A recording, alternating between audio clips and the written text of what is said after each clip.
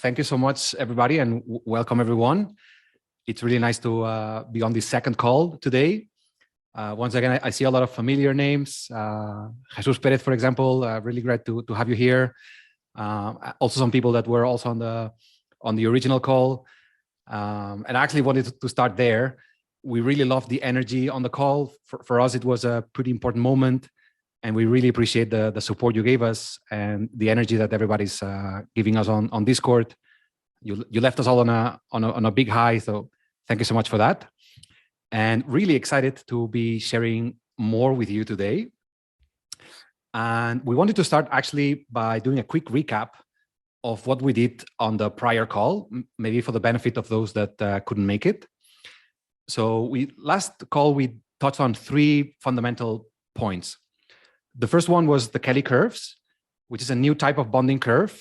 It's based on this hyperbolic cosine that is able to represent Kelly criterion optimal conditions. And we spoke about Potion Analytics, which is a set of tools that we have built for LPs to be able to derive these curves. And we're really excited about that. We also spoke about the Kelly machine.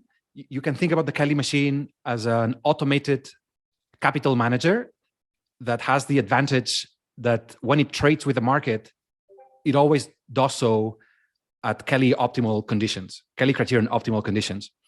So we like to say that Uniswap made popular this concept of the XY equals K as a bonding curve that could trade swaps. And with the Kelly machine, we're kind of trying to reach the same goal, but instead of trading swaps, allowing people to trade risk. And we think this is important for DeFi in general.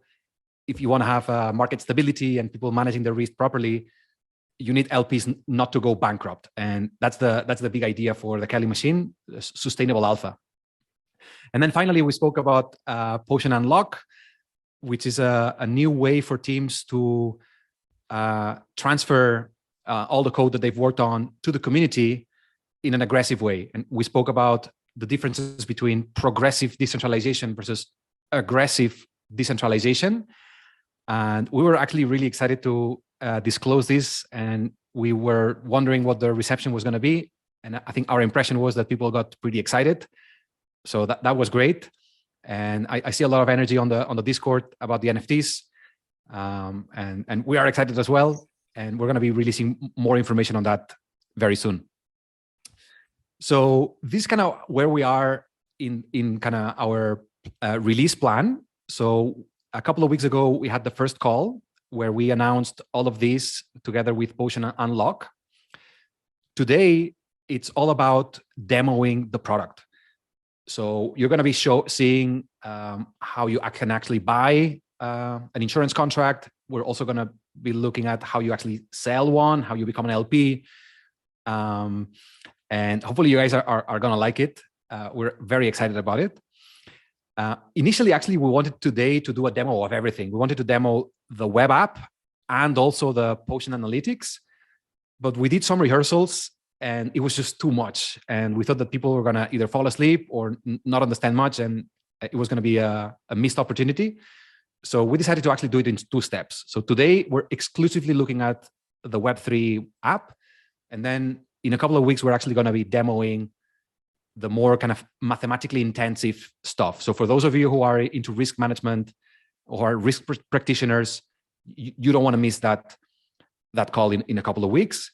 And then finally, we're hoping before the new year, but it may actually slip into January. We're really hoping to be able to go ahead with the NFT Unlock release. And everybody from the prior call is going to be a member of that game. And we really hope that you guys will too. And we cannot wait for us to get there. So that's kind of the frame of what's next for us in the next few months. Let's now go back into today's agenda. So today we're going to be looking at 3 things. First, we're going to be looking at what is a Potion, what is an insurance contract that I can buy through Potion. By the way, a lot of you guys gave us feedback that you loved the call, but I think many also said that they didn't understand much. They kind of felt that it was cool, but didn't quite understand the whole thing, and that's great. Don't lose that energy, but we really want people to understand kind of really the value proposition and how to use this. So this first section is about bringing everybody to the same level field, you know. So we're going to be talking about the basics, and then we're actually going to go into the demo. So we're going to be looking at how I buy one of these things, and we're going to be looking at how I sell one of these things and what the experience looks like. So without further ado, let's get into this. What is a potion? So for me, I think the easiest way to think about it is to think about an insurance contract. It's actually also just a put contract, okay? And maybe just to clarify all the confusion, we're just going to go through a simple example. I think it's the best way to get an intuitive feel for who is participating in the protocol. So imagine that the price of Ethereum today was $4,000. And here we have this lady, Alice, and she actually holds some Ethereum. And she is actually worried that Ethereum may go down. And I don't know, maybe she has some payments or she has some commitments. There is some reason for her to really not want to see the price of Ethereum going down. But she actually doesn't want to sell either, because if she sells Ethereum, maybe that triggers some tax consequences. So she actually wants to hold on to the ETH, but she also wants to get some insurance. She also wants to get some protection against the potential price drop in Ethereum. And so what she does is she actually goes ahead and buys, in this case, protection on Ethereum at level 3,000. And she buys it for 2 weeks. And in order to do that, the first thing she does is she pays $100 of premium that go into Bob, the seller. So that's the counterparty. And for clarity, these $100 are the cost of the insurance. So this is like saying, I had a car crash and my policy paid some money versus the premium that I'm paying to for the insurance policy. So this is the insurance policy, the premium for the insurance policy, and that's the insurance policy itself. So once Bob actually gets this premium, what he does is he actually collateralizes the insurance. So think about it. If I'm buying protection on Ethereum 3,000 and Ethereum was to go down to 0, the payout on that contract should be 3,000, right? So in order for Alice to be happy that she is going to get paid, no matter what happens, she wants to see inside the insurance contract the full collateralization for this amount here. And that's why that's what Bob does. Bob locks the maximum payoff possible for 2 weeks, right? And then for 2 weeks, this liquidity is in kind of no man's land. It doesn't belong to Alice. It doesn't belong to Bob. It's kind of locked in the contract. And this contract is going to go on for 2 weeks. And at 2 weeks' time, it's going to check what is the price of Ethereum. And then if it's below 3,000, it's going to give some of it to Alice. And if not, everything is going to go back to Bob. We're going to look at that into a moment. Before though, I also wanted to just spend a moment talking about some of the wording that we use, okay? Hopefully not to confuse people. So this particular insurance contract, you could refer to it as 25% out of the money put option. It's 25% out of the money because the price today is 4,000. And so it would have to drop 25% before it started paying off. And that's why it's 25% outside the money. Outside the money meaning that it's still at the moment not paying off anything, you know. And the moment the price goes below 3,000, then it becomes in the money. So that's a piece of nomenclature. Another way you could refer to this is as 75% cover. So remember, the price is 4,000. She's buying 3,000 worth, and so she's covered up to 75%. You know, she can lose 25%, but she's not going to lose more than that because 75% of it is covered. I know that this is super basic, guys, but just bear with me. We're just trying to get everybody on board with the simple naming. Another thing you could say is that this contract has a 75% strike. Yeah, so 100% strike would mean that this is an at-the-money contract. 75% meaning it's 75% of the current price. You could also ignore the percentages and just say that this contract has a $3,000 strike, meaning that when the Ethereum becomes 3,000, that's when it strikes. That's when the contract becomes claimable. And I think we mentioned it's a 2-week duration contract in this example. And in the case of Potion, we're looking at European style options, which means that you have to wait until expiry in order to actually claim the insurance. And so now let's actually look at 2 simple scenarios. Let's imagine that 2 weeks have passed. Now Ethereum is at $5,000. So in that case, Alice lost 100. So she paid $100 worth of premium. It's almost like she was paying for the car insurance, but the car didn't crash. But maybe she's happy, you know, she just wanted the peace of mind. And actually Ethereum went up. So it's not like she lost, she just won a little bit less, you know, instead of winning all the way up, she actually, a piece of the winnings she spent on insurance. And in that scenario, the loss of Alice is the winnings of Bob. So Bob put $3,000 at stake, 2 weeks passed, the insurance was not claimable. So Bob is really happy, you know, he's a happy man. He put the money at stake, he collected some money, and that's, I think, I don't know, 30 to 40% return annualized. So that's a really good deal. There is another scenario, however, which is that in 2 weeks' time, Ethereum could actually be at 2,000. So that's like 50% drop from where it is today. In that scenario, Alice would have still lost 100 because she's always paying the $100 premium, but then she actually can receive a $1,000 claim. Just for clarity, she had 3,000 insurance, the price is at 2,000, and so that insurance becomes a $1,000 claim value for Alice. I really hope that this is making sense, guys. For Bob, he's not so happy anymore.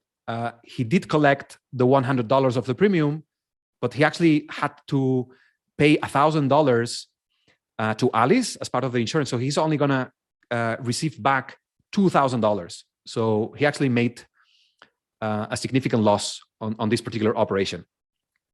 And so that's kind of it, guys. That this is really the core transaction. Potion is in between buyers and sellers. Buyers are trying to protect and manage their risk, and sellers are trying to earn a premium. And you can think about the sellers almost as the house in a casino. They may suffer temporary losses, like in this case, that he lost $1,000. But over time, if they play their cards correctly, and if they have some statistical edge, they stand to make a statistical gain. And that's where the Kelly criterion kicks in. And that's, I think, what really we're hoping to resolve, you know, giving LPs something that it gives them confidence that they won't go bankrupt. So in summary, what is a potion? It's an insurance on price, as simple as that. It's also a put option. It can also do calls and straddles and more complex things. But fundamentally, this is a basic intuition that you may use. It's collateralized on chain, meaning that this is an insurance that you can trust. Whatever the payout that is possible is collected upfront on chain, which gives the safety to the buyers that they're going to get the payoff they expect. And it's represented by an ERC20 token, which means that as a buyer, I can transfer that option. So if the option is in the money, for example, and I don't want to wait until expiry, I can put my token in Uniswap or any other platform that supports ERC20 tokens. So hopefully this gives you like a simple introduction into what the product is and how to use it and who are the players. But this is all in theory. So I'm now going to hand over to Aureliano, who's going to show how you actually do this in practice. Over to you, Aureliano.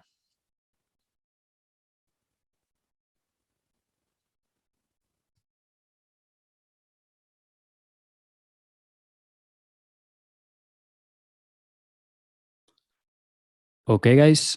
GM, everyone. Very, very glad to be back with you all again. I hope you can hear me well. I'm going to walk you through our app in just a second, going through like the most important aspects and features that you'll be able to experience when using the Potion protocol's UI. But first of all, I wanted to give you a bit of a refresher about some of the concepts I told you about in the last community call, specifically those related to, the high level architecture of Potion, so we can have a bit more of context before submerging into the UI.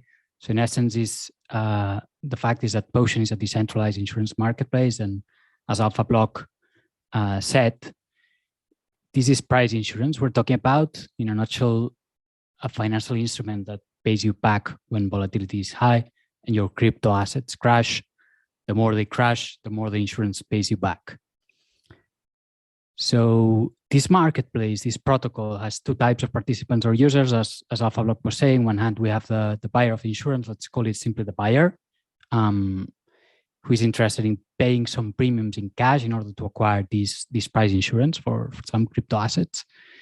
But we must ask who is covering that insurance for the buyer, and that's the second participant that we'll see in the app, whom we will call the liquidity provider, the LP insured.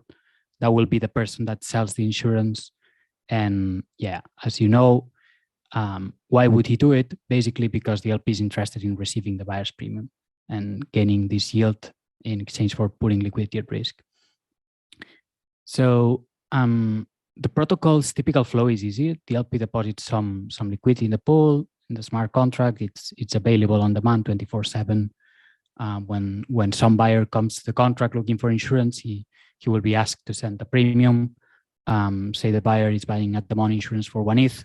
So once the premium is sent, the smart contract would automatically take, say, 4,700, because that's roughly the price of it now, out of the LP pool and move it into this separate smart contract, the insurance contract, that will hold the collateral in escrow until the insurance expires. And then at expiry, the Chainlink Oracle will tell the contract what the insurance contract, what the expiration price of the Ethereum. And then, if it goes below the 4,700, the insurance contract automatically pays the buyer. And if it goes up, it won't. And any remaining liquidity in the contract will be sent back to the LP pool, right? And he will be happily compounding this premium yield. So we now have a good understanding of these two sides of the marketplace, these two types of users, the buyer and the LP. Shall we jump into the app now? Yes, but first, actually, just a quick technical word of advice before I forget. What I'm going to show you is a local deployment of the app on a Ganache blockchain. So it's not a real blockchain, but a local blockchain that allows me to basically play with data easily, fast forward time, and generally play in a fast, safe, and controlled environment. The dates and prices you will see don't reflect real life prices and don't want to reflect up-to-date data. So let it be no mistake, the app is not running on a real testnet like Koban or Ringcafe. And obviously it's not on mainnet either just yet. It's just a localhost simulation of a blockchain with Ganache. So, okay, say hello to our app, the Potions Protocol UI. Let me see. Well, not surprisingly, this app is divided in two sides, as you can see from the top of the screen. The buy potion side, where buyers live and thrive and buy potions and cure themselves from volatility disease, and the pool liquidity side, where LPs do their magic. They prepare these fantastic potion recipes and basically set up and manage their pools to start and keep on receiving passive premium yields in exchange of selling put options. Let's stay into the buy potion side for now. So now suppose we're a buyer, we're interested in acquiring a potion, this insurance contract for some assets we want to manage downside risk for. So the first thing I want to draw your attention to is the coexistence of two different buyer flows. One is a flow for buying highly customized insurance potions that we will deploy freshly on chain, and the other, a flow for buying already existing potions on the blockchain. This will be a pattern that we will see repeated in the LP side as well. custom or advanced flow versus existing or easy flow. So let's start with a custom flow. So let's customize, create and buy an insurance potion. I'm going to head over to create potion. First, let's select the specific crypto asset that we want to insure. Potion has the potential to offer any asset that has a Chainlink price fit and has been whitelisted by Open. And we can currently choose between Bitcoin, Ethereum, Uniswap, DeFi Pulse Index, Sushi, or Aave. So it's quite a bit of an exciting choice here. Let's pick Uniswap for now, because I'm like Raz, our front-end dev here in Potion Labs, and I want to protect whatever remains from my several precious uni drops that I farmed in 2020. So first, we'll need to choose our strike price. In this case, let's say $20. Yeah, let's say $20. So the insurance would kick in and cover all losses I have at expiration below $20. Now let's choose a duration for our insurance.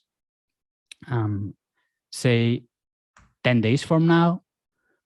Note that as I was saying, that the date is on purpose not reflecting our current date. So, okay, as simple as that. We got it. So finally, we need to choose the quantity of unit tokens that we want to insure. In this case, let's say 1,000 tokens. So the UI is telling me I will be paying an average of 64 cents roughly of dollar per Unipotion, and that's a total of roughly $640. So I was locking collateral for a total of about $20,000 because it's 1,000 unit tokens at a strike price of 20 each. So the average premium I'm paying is around 3% roughly, which seems fair. So I'm going to review the gas fee. This one is for Ethereum mainnet, and now I would be basically ready to deploy my customized insurance smart contract on chain. So let's hit on create potion. This will trigger a MetaMask transaction, which I'm going to confirm. And this is going to basically create a new potion for us. So at this point, let me highlight that the UI will be automatically recommending me similar potions based on the parameters I entered before to save on gas fees by reusing an already created potion existing on the blockchain. So let's start again. Like, let's suppose I want to buy Uni again, and I see there's an existing potion. Well, let's pick the same parameters we picked before, this $20 and this 10-day duration. And now, I'll see that the UI is recommending me some similar potions that has kind of the same expiration I was trying to buy, but with a slightly different strike price. So for example, this one has $21 instead of $20. So since I'm saving, more than $400 in gas fee, I could choose to buy this previously deployed potion, and I could go to town with it. For now, however, I don't care about gas, so let me finalize. Let me finalize the custom creation flow here as we did. So once we have bought a custom potion, the app actually was redirecting us to the My Potions page, where the new Uni potion appear in the active potions section, where I will be able to see up-to-date information, including whether my potions are in the money and would be currently paying out some insurance money, which is not the case just yet. So back to the Buy Potions main page. As I mentioned, we can save on gas fee by reusing existing potions. And in fact, there's this whole section we call Discover Potions, where I can browse popular potion configurations. here I have a whole bunch of previously deployed potions that already exist on chain, sorted by certain criteria, right? And I can click on the card of an available existing put option, like for example this one for DPI, for DeFi Pulse Index, and this model pops up, and I can see the historical orders for this existing contract. I can also review the gas fee, which is obviously lower than before, and just buy directly my potions from here. So say I want to buy one potion of PPI, so I'm just gonna buy it, confirm with MetaMask, and that will hopefully create a new PPI potion for me, which is actually here. So so just to finalize the walkthrough through the buyer side of the app, let me stay here in the My Potion section, where it turns out I have some expired potions. If I scroll down, and I can locate an expired potion that actually has some payout ready to be claimed, with which I'll be able to click withdraw and get my power back. So this was an Aave put option that expired, say, yesterday, and had a strike of $350. And in this case, I have like 21 of such potion. So this is gonna give me back more than $2,000 to compensate me from some potential losses. So I could click on confirm, and then some USDC would actually go back straight into my wallet, right? And this potion will now be shown as already withdrawn. Okay, we did it, guys. We went through most of the UX for the buy side of Potion. As a recap, let me just throw a few take-home messages from this section of the app. Like, first, that Potion gives you a very high level of customization for your insurance or put options. You can choose from an exciting range of underlying asset tokens. You can pick up your custom strike in a kind of continuous scale and choose a duration that's convenient for you. Second, the insurance you buy is conveniently wrapped in an ERC20 token that you will receive in your wallet, with a claim on collateral and trustless growth and settle. And third, that there's gas efficient options that are always present in the protocol, and one can enjoy convenient browsing of popular existing potions or put options. All right, so before we move to the liquidity provision side of the app, let me first stop and reflect around a couple of concepts in the slides, just to set up the framework a little bit again and refresh what we already discussed in the last call. So as we said before, in the context of the decentralized insurance marketplace of Potion, the liquidity provider, or LP, is that actor which sells insurance or put options, putting her collateral at risk in exchange for premiums that she expects to compound, grow, and yield alpha over time. In Potion, each LP has the possibility to create her own personal and tailored pools of capital. You can think of those pools as individual vaults where the LP's collateral is stored and ready to be used to sell on-demand put options. So this vault or pool is basically customized in a way that the LP can express two things related to the option she will be selling. One, which particular options or insurance types she's willing to sell.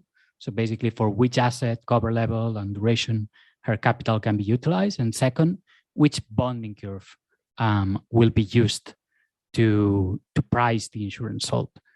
Now, the bonding curve is just a mathematical function written on chain relating the capital utilization of the pool. That is how much collateral is currently at risk from the total that I have in the pool, with a premium charge to sell a given demanded insurance. So when an insurance buyer comes to the pool, the smart contract measures utilization, checks that util level against the bonding curve, and determines the premium that the buyer needs to pay. So yeah, just to quickly double down on the intuition behind the bonding curve in Potion, let's consider this slide. Like, imagine I have a pool from which I'm selling put options or any other risk instruments for that matter, really. If I'm at low utilization, meaning I have just put at risk a small fraction of my total capital, then even if I suffer high relative loss in the trade, the global impact on my P&L will be small because I can just lose a small fraction. For this reason, at low utilization, I can be content with charging lower premiums. But if I'm very highly utilized and most of my capital is put at risk, if a trade goes slightly wrong, that can have a huge impact on my global P&L. So I need to compensate that risk by charging the higher premiums. The exact mathematical relation between utilization and premium is derived through the maths of the Kelly criterion, as you know, on which unfortunately I'm not going to say much today for the sake of time and simplicity. But let me reiterate that we will be shipping a specific tool for doing exactly that, finding the right bonding curve for you. And that's what we call Potion Analytics, a tool that we will demo on the next community call. So cool. That's all the theory I wanted to throw at you. So let's jump again into the app. We'll now go straight into the liquidity provider section by changing tabs at the top of the page. So now let's suppose we're an LP and we have some collateral that we want to see grow. So we'll set up one of these pool objects I was talking about and hope we can gain some nice alpha from our premium yields. Let me check one thing. Okay, we're in the right account.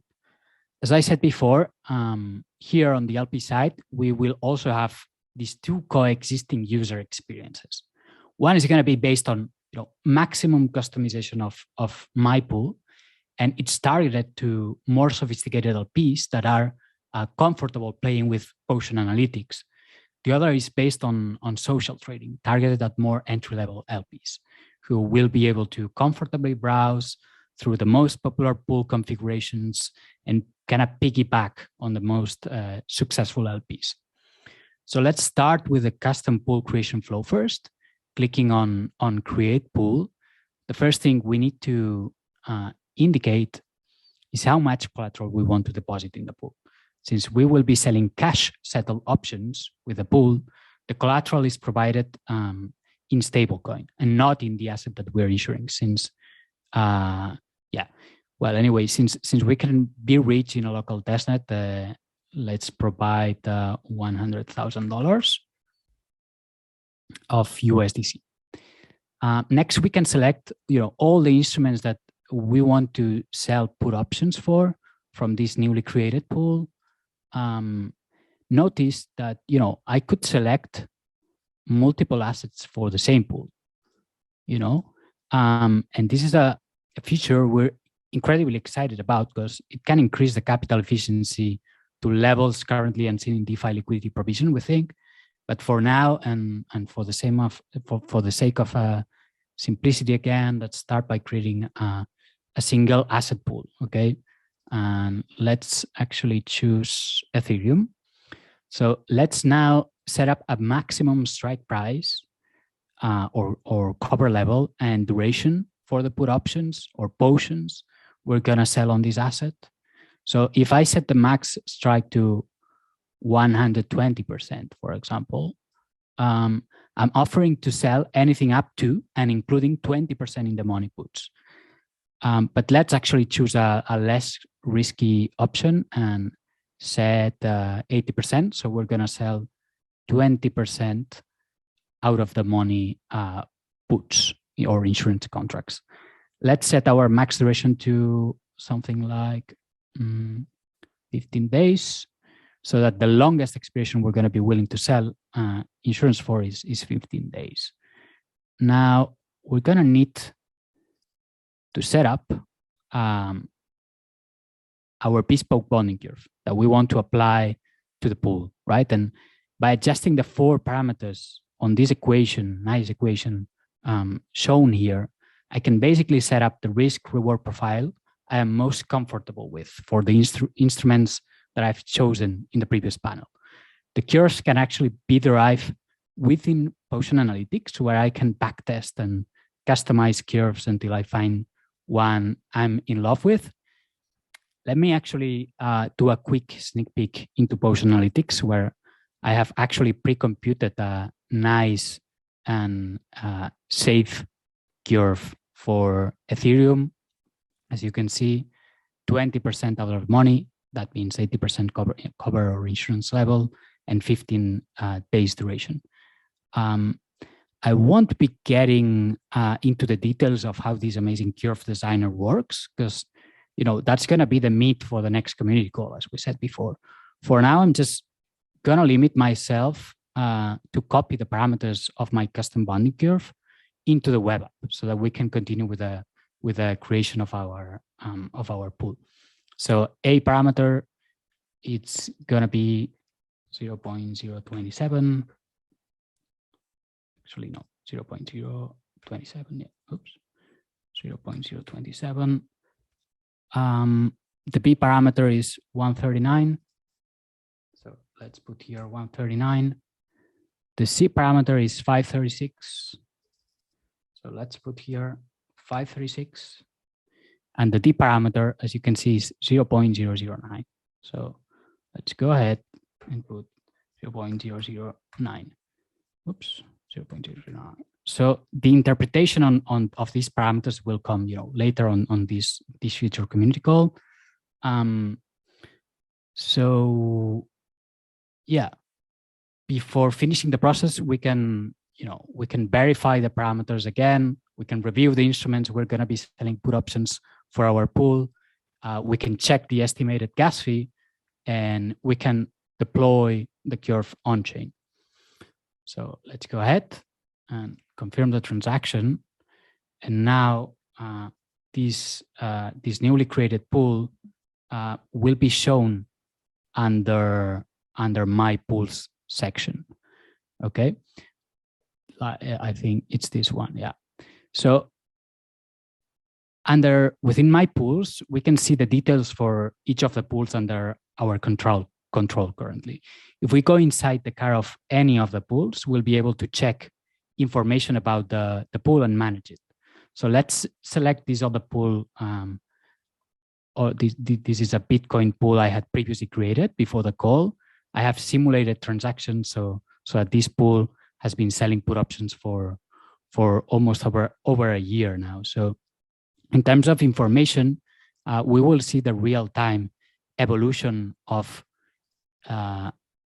utilization and size of the pool, as well as P&L or profitability evolution through time at different time scales. So yeah, as you can see, I can focus on the total liquidity, on the utilization, on the profit and loss of the pool, and this nice data, we can retrieve it from our sophisticated subgraph, and this will help us navigating the decisions that we made on the LP side of the app. I can also manage the pool, by adding more collateral to the pool if I want, or by removing collateral from it that is currently unused. In addition, I can edit the pool at any time, and that's basically that means making changes to the instrument sold. I could change the asset of the pool on the fly, or I could change the bonding curve if I wanted to. Yeah. So, but I'm gonna leave it as it is for now. So these changes, if I edit the pool, actually get reflected automatically and immediately on chain. So that's the custom pool creation flow. And finally, let me tell you about the less advanced LP flow, where we can clone existing pool configurations.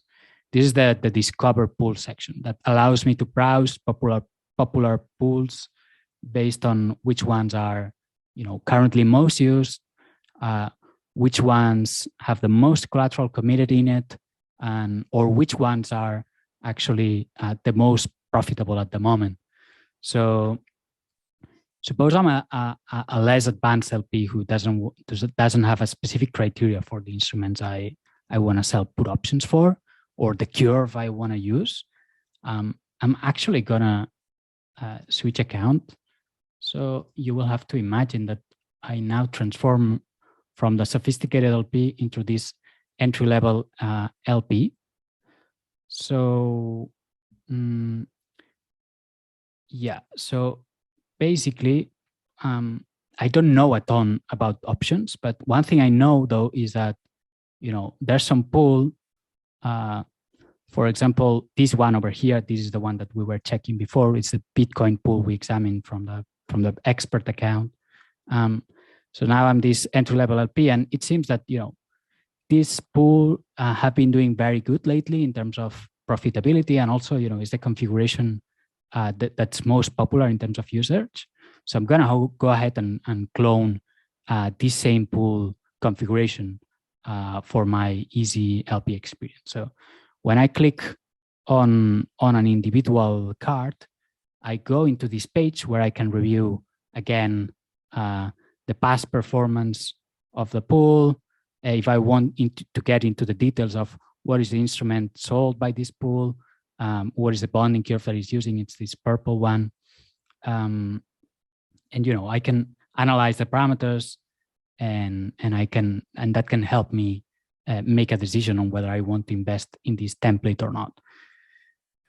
So that's why it's an easier flow, because I just need to click on the card and I can straight away deposit liquidity into the pool if I want, and that will deploy a fresh new pool with that same configuration that I'm cloning on chain specifically for me.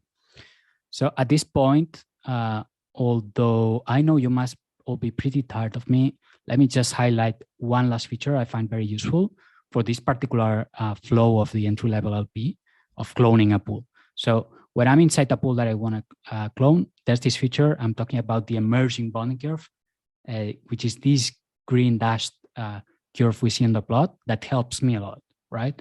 So in order to understand what the bonding curve is, let me break here momentarily and jump back into the slides. We also discussed this on the last community call, but I think it's a good reminder of what the emerging bonding curve is.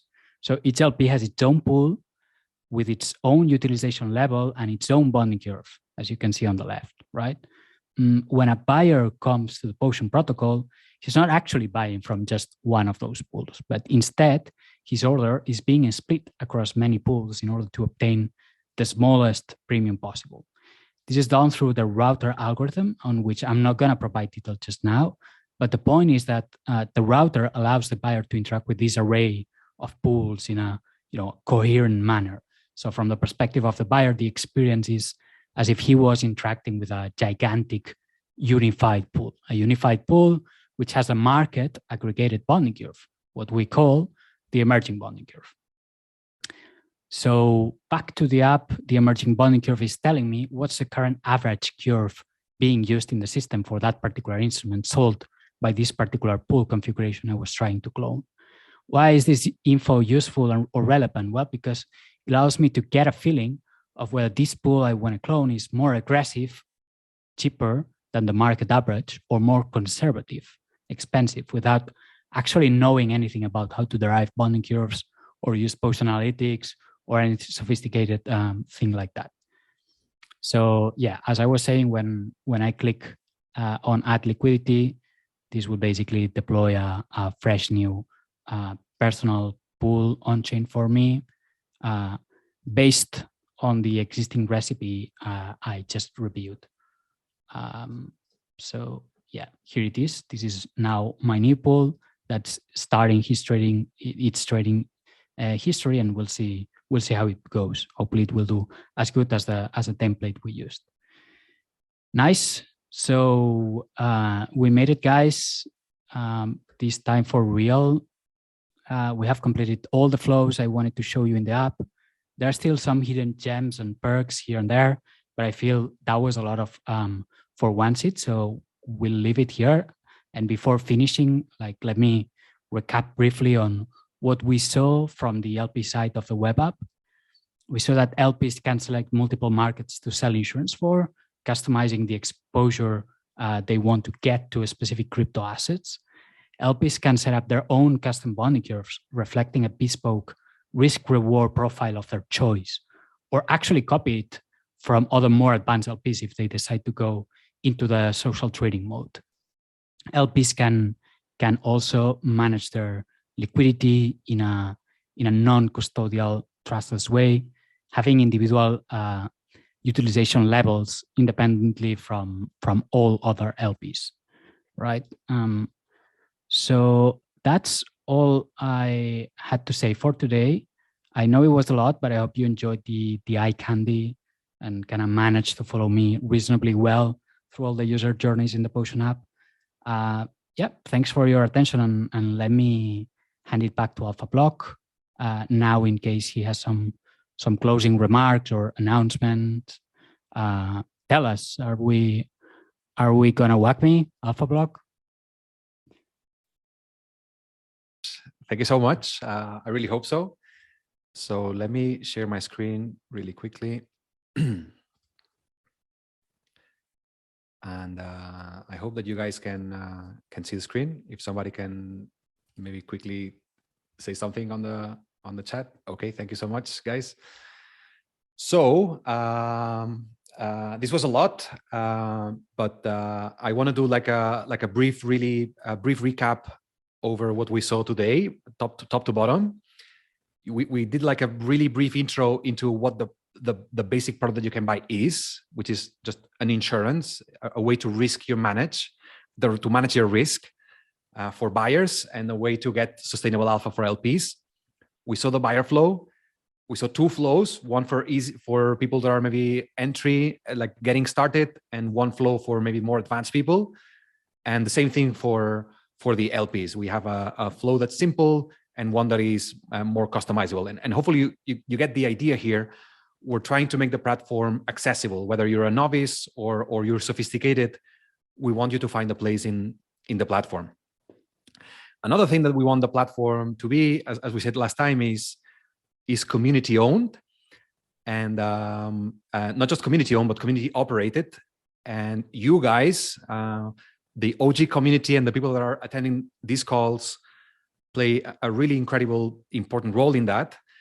And so once again today, we are happy to say that everybody on this call is going to get an OG NFT, and we're going to do something very similar to what we did last time. So if I can ask everyone to head over into our Discord, you will see that, oh wow, so so some people figured it out straight away, but wait a second before you keep going with this.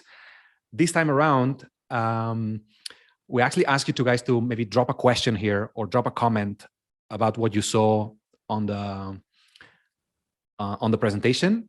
And the first 50 people to write a comment, question, feedback, anything meaningful are going to get an OG token. So let me pause now for a few seconds. Once again, really nice to see all these familiar names. I see some names that are helping us on the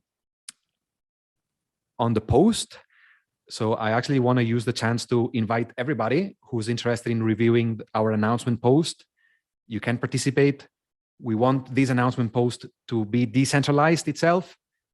So if you want to participate, you're very welcome. And we really want that post to be made by the community, not just ourselves. And really appreciate all the questions here, guys. This is also going to be helpful for us to understand what makes sense and what doesn't make so much sense. So let's give it just a few more seconds. And Snoo, if you are so kind as to close the channel in a few moments, I will appreciate it. And let me then continue with this. So once again, in the call a couple of weeks ago, we made a bunch of really big announcements. Today, it was all about showing you the app, which hopefully you guys liked. you can't imagine the incredible effort it was to put it together. I also wanted to recognize again the front end team and the smart contract team. I think they did a great job, and I think it went beyond our initial ambition, which was to build a proof of concept. I think this is a little bit more mature, and we really, really hope that it's gonna help and contribute towards a better DeFi for everybody. You know, a DeFi where risk management is more reliable. In a couple of weeks, we're gonna be going into curve creation. Like I said at the beginning, if you're into data science, risk management, anything like that, you definitely don't want to miss that call. And I really cannot help myself but to show you a little bit of Potion Analytics, just to maybe give you a teaser. So we have built like a huge amount of analytics data. I'm just showing you some quick examples here. This is all 100% interactive. So I can come here, I can change the utilization, the premiums, the asset itself, and really try to develop my own intuition as an LP for what should I be expecting when I'm locking collateral into the protocol. And we actually made a huge effort to make this accessible. So starting from the basic concept of, in a coin toss with the Kelly criterion, can I play with the odds and kind of see visually very easily what's happening? Can I actually backtest a coin toss? Like, can I really start from the ground up on the Kelly criterion and then work my way up into eventually getting to what Aureliano showed at the beginning, which is this idea of programmable bonding curves that give me an exciting risk-reward response. But I'm not going to say any more on this. If you want to know more, then you have to come to the call. And I think that's it, guys. I think today we were a bit better on time.